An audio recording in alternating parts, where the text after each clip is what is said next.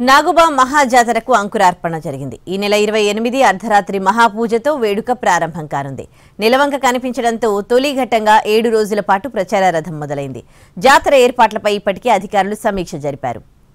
నాగోబా మహాజాతర దేశంలో రెండవ అతిపెద్ద గిరిజన సాంస్కృతిక వారసత్వ వేడుక.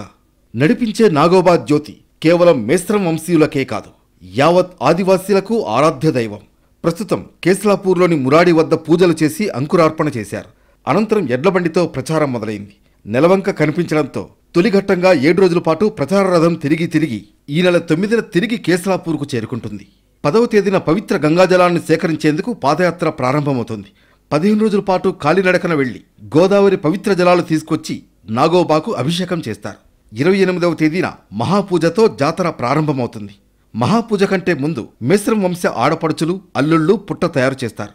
కొత్త కుండల్లో నీళ్లు తెచ్చి పుట్ట రూపొందిస్తారు. ఈ నెల 31న దర్బార్ నిర్వహిస్తారు. జాతర ఏర్పాట్లపై ఇప్పటికే జిల్లా అధికారులు సమీక్ష జరిపారు. జాతర సన్నాహక సమావేశాన్ని కేస్లాపూర్లో నిర్వహించారు. పోలీస్ బందోబస్తు, తాగునీరు, వైద్య సదుపాయాలతో పాటు ఎక్కడా లోటు రాకుండా సమన్వయం చేసుకుంటున్నారు. ఈసారి రాష్ట్ర, జాతీయ నేతలను ఆహ్వానించాలని నిర్ణయించారు.